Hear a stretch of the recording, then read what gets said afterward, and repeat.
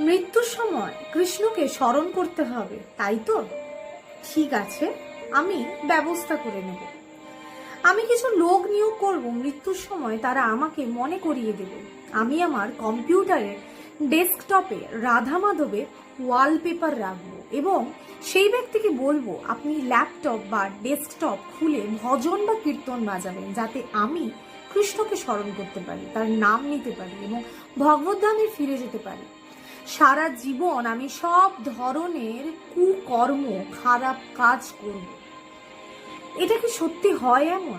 একজন শিক্ষার্থী সারা বছর যদি না পড়ে, তাহলে পরীক্ষার সময় সে ভালো ফল করবে কি করে আশা করে?